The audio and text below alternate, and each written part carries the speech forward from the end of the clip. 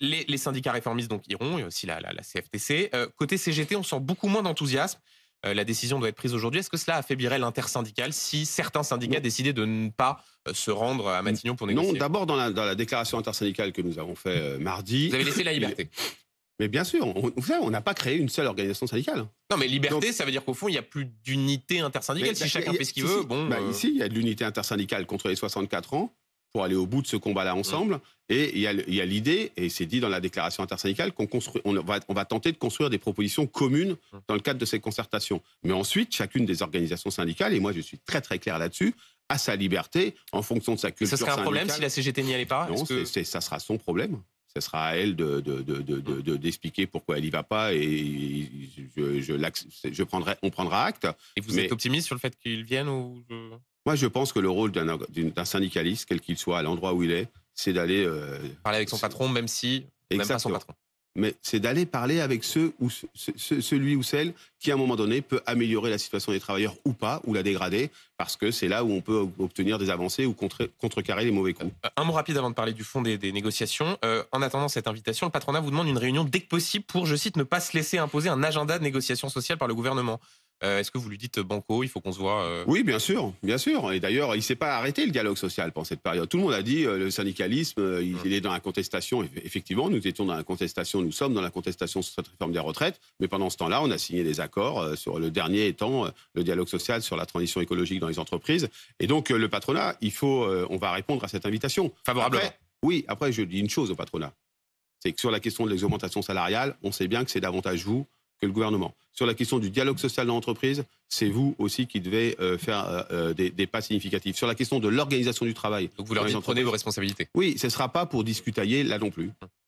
Un mot sur le fond donc. Parmi les sujets de négociation que vous souhaitez pousser, j'ai notamment entendu conditionnalité des aides publiques, c'est-à-dire s'assurer que les entreprises puissent répondre à un certain nombre de critères, retour des comités d'hygiène qui avaient été supprimés lors du quinquennat précédent. En fait, ce que vous demandez au gouvernement, c'est de faire exactement l'inverse de ce qu'ils ont fait depuis 6 ans. Vous y croyez vraiment ou pas? En tout cas, oui, moi je suis un syndicaliste, donc quand je porte une revendication, j'y crois. Et surtout, je l'étaye. Vous savez, sur la question salariale, la conditionnalité des aides publiques. Aujourd'hui, il y a 151 branches sur 171 de plus de 5000 salariés qui démarrent avec des échelons en dessous du SMIC. C'est vrai également dans les fonctions publiques. Aujourd'hui, vous savez qu'un agent de catégorie C dans les fonctions publiques, il est 8 ans au SMIC. 8 ans au SMIC, quel que soit le développement de ses compétences, sa progression, etc. Parce qu'il y a des échelles de rémunération qui démarrent en dessous du SMIC. C'est vrai aussi dans le privé, dans tout un tas de branches professionnelles.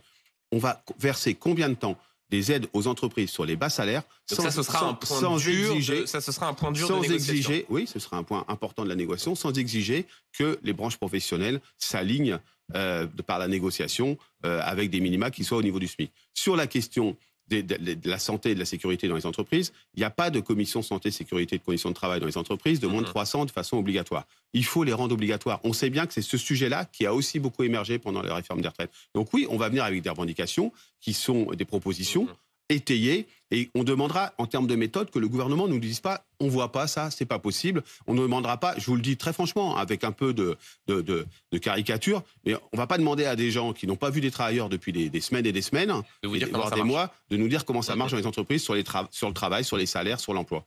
Un mot, Laurent Berger, à la suite des violences lors du 1er mai, le gouvernement réfléchit à la possibilité d'une nouvelle loi anti-casseurs. Est-ce que cela vous paraît opportun?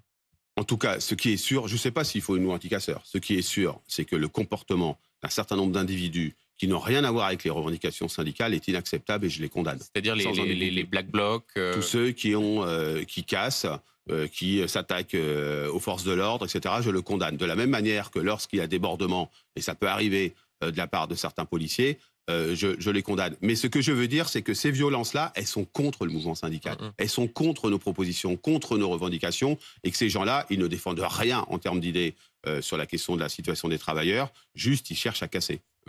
Sophie Binet parle de dérive sécuritaire du gouvernement. La contrôleuse des lieux de privation de liberté a dénoncé des gardes à vue préventives, des atteintes graves aux droits fondamentaux. Dérive sécuritaire, est-ce que c'est une expression que vous reprendriez? Non, mes expressions, je les garde pour moi. Ouais. C'est celle que je vous exprime. Mais cette alerte de la contrôleuse je vais juste vous dire quelque chose. Aujourd'hui, à une certaine période assez récente, mais un peu éloignée maintenant, on a édicté un certain nombre de lois contre le terrorisme. elles étaient absolument nécessaires. À ce moment-là, la CFDT déjà avait dit d'accord. Mais attention à ce que ça ne puisse pas s'élargir à ce que ça ne s'élargisse pas. Aujourd'hui, y compris dans la décision de certains préfets, on s'est servi de ces lois antiterroristes pour empêcher des rassemblements de personnes qui voulaient manifester un mécontentement.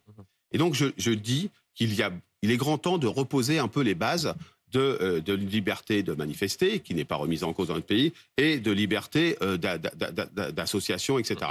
Et donc... Je peux juste prendre un exemple. Le président de la République est aujourd'hui à Saintes pour présenter sa réforme du lycée professionnel. Il y a un arrêté préfectoral qui vient de tomber qui interdit les manifestations entre 7h30 et 18h. Est-ce que ça vous choque? Oui, ça me choque, ouais, c'est pas normal. Vous savez, moi, je me rappelle, enfant, être allé dans des déplacements des ministres, simplement avec mes parents qui devaient, pour telle ou telle raison que j'ignore même aujourd'hui, manifester leur mécontentement. Oui, oui, ça me choque. Et ça me choque d'autant plus quand c'est utilisé à partir d'une loi qui visait à lutter contre des risques très profonds sur lesquels... Alors là, en l'espèce, c'est troubles à l'ordre public qui sont évoqués, c'est pas la loi antiterroriste sur l'arrêté préfectoral. Mais ça vous choque de toute façon? Oui, d'interdire un rassemblement, c'est pas...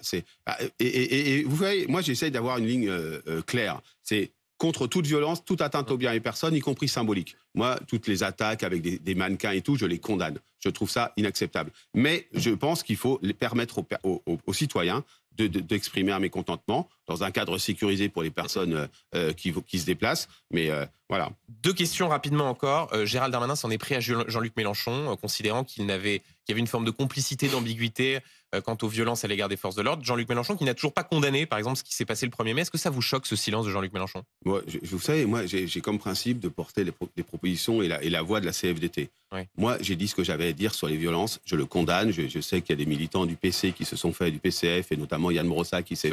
Voilà, j'y apporte ma solidarité. Je trouve ça inacceptable. Je porte ma solidarité avec les policiers. Vous êtes très clair. Vous êtes sans ambiguïté. Est-ce que vous regardez Jean-Luc Mélenchon en disant il y en a d'autres qui sont un peu plus ambigus? Mais vous savez, ce qui est important quand vous exercez une responsabilité comme la mienne, c'est d'être très clair vous-même. Et après, en creux ou en pas en creux, chacun peut concevoir ce qu'on peut penser de l'attitude des uns et des autres. Mais si je commence à commenter l'attitude de tous les politiques... Donc Emmanuel Macron qui dit la France insoumise fait la courte échelle au Rassemblement national, non? Non, mais ça c'est un jeu à la con. Excusez-moi de vous le dire comme je le pense. Aujourd'hui, le Rassemblement national est en position de force parce qu'il prospère sur la défiance dans les institutions et sur le ressentiment social. Et je pense que malheureusement, c'est très partagé, y compris par celui qui vient de dire ça, le fait que le Rassemblement national puisse augmenter, donc puisse progresser. Donc il faut plutôt se concentrer, plutôt que les uns et les autres à commenter les positions des uns et des autres, à faire en sorte qu'il y ait une confiance dans les institutions qui reviennent, dans la démocratie qui revienne, et qu'on trouve les solutions contre le ressentiment social. Ça s'appelle salaire, conditions de travail, retraite. Très rapidement, Laurent Berger, un dernier mot sur la réforme que va présenter Emmanuel Macron sur le lycée professionnel,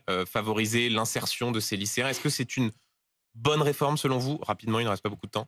Oui, alors rapidement, c'est pas facile parce qu'il y a plusieurs éléments. Que des jeunes soient rémunérés quand ils vont en stage, c'est plutôt une bonne chose. Il faudra donner les moyens aux enseignants de suivre ces jeunes, y compris quand on développera plus de périodes de stage. Donc ça ne se fera pas sans une reconnaissance des professionnels non plus, de l'enseignement professionnel. Mais il faut regarder ce qui va se faire. Mais en tout cas, il faut rénover cette voie professionnelle qui est aujourd'hui trop délabrée.